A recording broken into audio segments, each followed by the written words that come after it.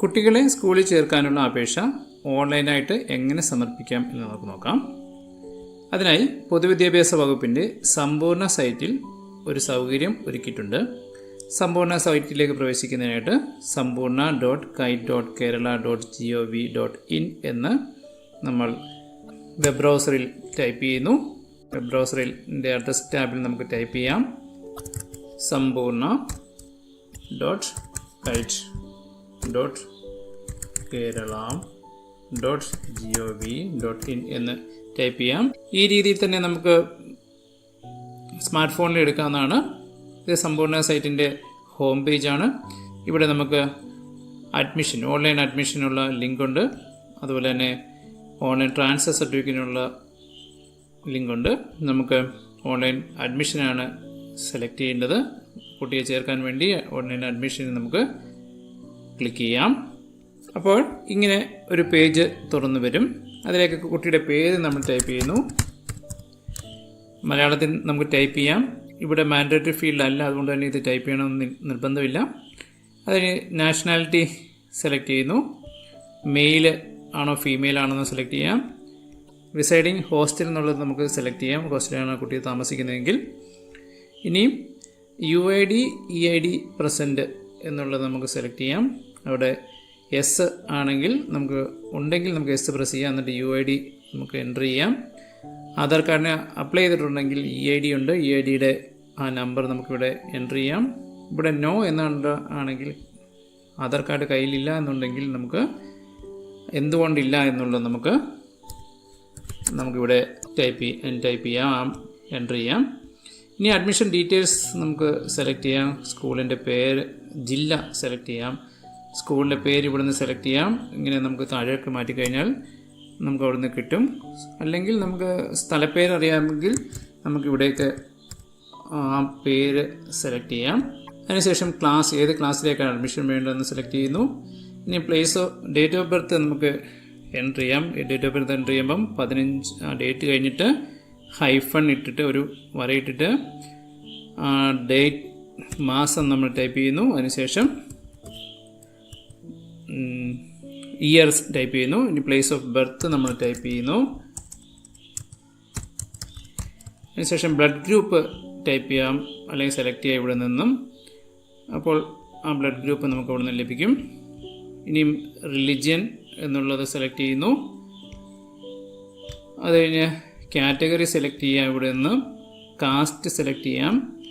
ഇനി ഇങ്ങോട്ട് പോയിട്ട് കുട്ടിയുടെ അമ്മയുടെ പേര് ടൈപ്പ് ചെയ്യാം, എൻ്റർ ചെയ്യാം. അത് മലയാളത്തിൽ എൻ്റർ ചെയ്യാം. അതിനുശേഷം ഗാർഡിയൻ, അമ്മയാണെങ്കിൽ അമ്മ എന്നുള്ളത് സെലക്ട് ചെയ്യുന്നു, മദർ എന്നുള്ളത് സെലക്ട് ചെയ്യുന്നു. ഫാദർ ആണെങ്കിൽ ഫാദർ എന്നുള്ളത് സെലക്ട് ചെയ്യുന്നു. അച്ഛൻ്റെയും അമ്മയുടെയും കൂടെ അല്ല കുട്ടി താമസിക്കുന്നെങ്കിൽ അത് നമുക്ക് സെലക്ട് ചെയ്യാം, അതർ എന്നുള്ളത് സെലക്ട് ചെയ്യാം. ഇനിയും അച്ഛൻ്റെ പേര് ഇവിടെ ടൈപ്പ് ചെയ്യാം. അതുപോലെ തന്നെ അത് മലയാളത്തിൽ ടൈപ്പ് ചെയ്യാം. അതിനുശേഷം റിലേഷൻഷിപ്പ് വിത്ത് ഗാർഡിയൻ, ഇപ്പോൾ ഫാദറിനെ സെലക്ട് ചെയ്തുകൊണ്ട് ഫാദറിന് തന്നെ വന്നു. ഇവിടെ അതർ ആണെങ്കിൽ നമ്മളത് ഇവിടെ ടൈപ്പ് ചെയ്യേണ്ടി വരും. ഇനിയും നെയിം ഓഫ് ഗാർഡിയൻ എന്നുള്ളത് നമുക്കൊന്ന് ടൈപ്പ് ചെയ്യാം. ഓക്കുപ്പേഷൻ നമുക്ക് ടൈപ്പ് ചെയ്യാം. ആനുവൽ ഇൻകം ടൈപ്പ് ചെയ്യാം. ഇനിയും AP യിലാണോ BP യിലാണോ എന്നുള്ളത് സെലക്ട് ചെയ്യുന്നു. അതിനുശേഷം സേവ് ആൻഡ് കണ്ടിന്യൂ കൊടുക്കാം. ഇവിടെ 2 ഫീൽഡിലൂടെ നമ്മൾ എൻ്റർ ചെയ്യാനുണ്ട്. അതുകൊണ്ടാണ് ഇവിടെ അത് മുന്നോട്ട് പോകാത്തത്. അത് നമുക്ക് എൻ്റർ ചെയ്തിട്ട് മുന്നോട്ട് പോകാം. സേവ് ആൻഡ് കണ്ടിന്യൂ കൊടുക്കാം. സേവ് ചെയ്ത് കഴിയുമ്പോൾ നമുക്കിവിടെ നമ്മുടെ അഡ്രസ്സ് ടൈപ്പ് ചെയ്യണം. House name, street, state, revenue district, ഇതെല്ലാം നമുക്ക് സെലക്ട് ചെയ്യേണ്ട സാധിക്കും. റവന്യൂ ഡിസ്ട്രിക്ട് സെലക്ട് ചെയ്ത് കഴിഞ്ഞാൽ പിന്നെ ഇവിടെ താലൂക്ക് സെലക്ട് ചെയ്യാം. അവിടെ നിന്ന് ആ റവന്യൂ ഡിസ്ട്രിക്റ്റിലുള്ള താലൂക്ക് നമുക്ക് സെലക്ട് ചെയ്യേണ്ട സാധിക്കും. തിരുവനന്തപുരം ആണെങ്കിൽ തിരുവനന്തപുരം സെലക്ട് ചെയ്യുക. അതിൻ്റെ താലൂക്ക് നമുക്ക് സെലക്ട് ചെയ്യാം. ഡിസ്ട്രിക്ട് പഞ്ചായത്ത് സെലക്ട് ചെയ്യാം. ബ്ലോക്ക് പഞ്ചായത്ത് സെലക്ട് ചെയ്യാം. അതിനുശേഷം ലോക്കൽ ബോഡി ഏതാണെന്നുള്ളത് ഗ്രാമപഞ്ചായത്ത് സെലക്ട് ചെയ്യാം. ലോക്കൽ ബോഡിയുടെ നെയിം നമുക്ക് സെലക്ട് ചെയ്യാം.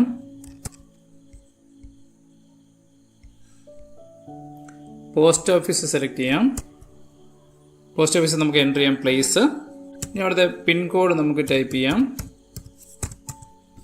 ഇമെയിൽ അഡ്രസ്സ് നമുക്ക് കൊടുക്കണം. അവിടെ ഒരു ഇമെയിൽ അഡ്രസ്സ് നമുക്ക് കൊടുക്കാം. ഫോൺ നമ്പർ എൻ്റർ ചെയ്യാം.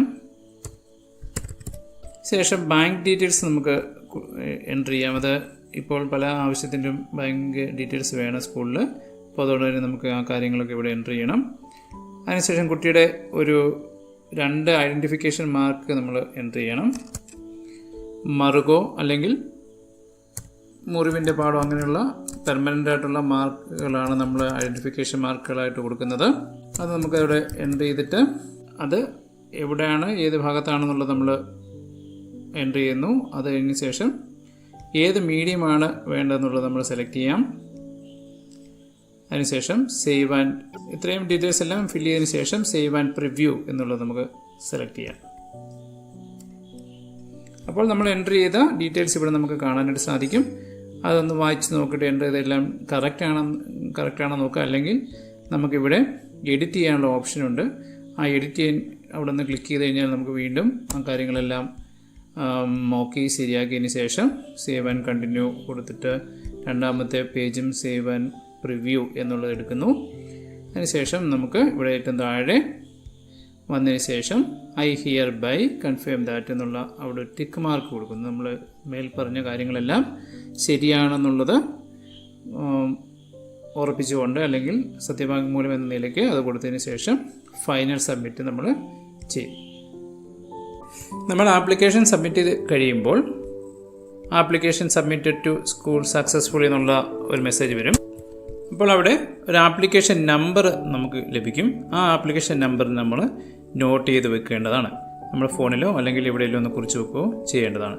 അതുപോലെ നമുക്ക് ഇവിടെ നിന്ന് ഇത് പ്രിൻറ്റ് ചെയ്യാനൊരു ഓപ്ഷനുണ്ട്. ഇവിടെ ക്ലിക്ക് ചെയ്ത് കഴിഞ്ഞാൽ നമുക്ക് അത് ഡയറക്റ്റ് പ്രിൻ്റർ ഉണ്ടെങ്കിൽ പ്രിൻ്ററിലേക്ക് പ്രിൻറ്റ് ചെയ്യാം, അല്ലെങ്കിൽ ഒരു ഫയലിലേക്ക് അതിനെ മാറ്റുകയും ചെയ്യാവുന്നതാണ്. നമ്മൾ സമർപ്പിച്ച അപേക്ഷ സ്കൂൾ അധികൃതർ നോക്കുകയും വെരിഫൈ ചെയ്യുകയും ചെയ്യും. അതിൻ്റെ സ്റ്റാറ്റസ് നമുക്കറിയണമെങ്കിൽ ഇവിടെ ആപ്ലിക്കേഷൻ സ്റ്റാറ്റസ് ക്ലിക്ക് ചെയ്യുന്നു.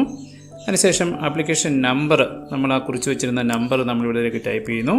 ഡേറ്റ് ഓഫ് ബർത്ത് കുട്ടിയുടെ ടൈപ്പ് ചെയ്യുന്നു. ചെക്ക് സ്റ്റാറ്റസ് എന്നുള്ളത് നമുക്ക് ക്ലിക്ക് ചെയ്യാം. അപ്പോൾ ആപ്ലിക്കേഷൻ പ്രോസസ്സിംഗ് ചെയ്യുന്നേ ഉള്ളൂ എന്നുള്ള മെസ്സേജാണ് ഇപ്പോൾ ലഭിക്കുന്നത്. അപ്പോൾ ഇതുപോലെ തന്നെ രണ്ട് സ്റ്റാറ്റസുകൾ ഉണ്ട് ഇതിനോട് കൂടെ തന്നെ. ഇപ്പോൾ ആദ്യത്തെ സ്റ്റെപ്പ് എന്ന് പറഞ്ഞാൽ പ്രൊഫഷണലി അഡ്മിറ്റഡ്. അപ്പോൾ അത് പരിഗണിച്ച് കഴിഞ്ഞിട്ട് അതിനെ വെരിഫൈ ചെയ്തിട്ട് പ്രൊവിഷണലി അഡ്മിറ്റഡ് എന്നുള്ള സ്റ്റാറ്റസാണ്. കാരണം ഉള്ള ഡീറ്റെയിൽസൊക്കെ ബർത്ത് സർട്ടിഫിക്കറ്റൊക്കെ കൊണ്ടു കൊടുത്താലേ ഫൈനലായിട്ട് അഡ്മിറ്റ് ചെയ്യുകയുള്ളൂ. അപ്പോൾ പരിഗണിച്ചിട്ടുണ്ട് എന്നുള്ളത് കാണിക്കുന്നതാണ് പ്രൊവിഷണലി അഡ്മിറ്റഡ് എന്നുള്ളത്. ഇനി മൂന്നാമത്തെ സ്റ്റാറ്റസ് എന്ന് പറഞ്ഞാൽ റിജക്റ്റഡ്. അപേക്ഷ ചിലപ്പം നിരസിക്കാൻ സാധ്യതയുണ്ട്. കാരണം ചിലപ്പം ഡേറ്റ് ഓഫ് ബർത്ത് നോക്കുമ്പോൾ ചിലപ്പോൾ ആ ക്ലാസ്സിലേക്ക് അഡ്മിറ്റ് ചെയ്യാനായിട്ട് ചിലപ്പം സാധിക്കില്ല. അപ്പോൾ അങ്ങനെയുള്ള കേസുകളിലൊക്കെ നമുക്കത് റിജക്റ്റ് ചെയ്യാനുള്ള സാധ്യതയും ഉണ്ട്. അപ്പോൾ ആ ഒരു റീസൺ ഇവിടെ കാണിക്കും. ഇനി നമ്മുടെ ആ ആപ്ലിക്കേഷൻ നമ്പർ മറന്നു പോവുകയാണെങ്കിൽ, എന്തെങ്കിലും കാരണവശാൽ മറന്നു പോവുകയാണെങ്കിൽ ആ ഫോർഗട്ട് രജിസ്ട്രേഷൻ നമ്പർ എന്നുള്ളത് നമുക്കൊന്ന് ക്ലിക്ക് ചെയ്ത് കഴിഞ്ഞാൽ നമ്മുടെ ഫോൺ നമ്പർ അവിടെ കൊടുത്ത ഫോൺ നമ്പർ കൊടുക്കാം. അതിനുശേഷം കുട്ടിയുടെ ഡേറ്റ് ഓഫ് ബർത്ത് ഇവിടെ നമുക്ക് കൊടുക്കാം ഇവിടേക്ക്.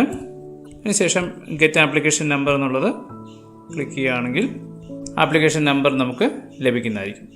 അങ്ങനെ നമുക്ക് കുട്ടികളെ സ്കൂളിൽ ചേർക്കുന്നതിനുള്ള അപേക്ഷ സമ്പൂർണ്ണ വഴി സമർപ്പിക്കാം.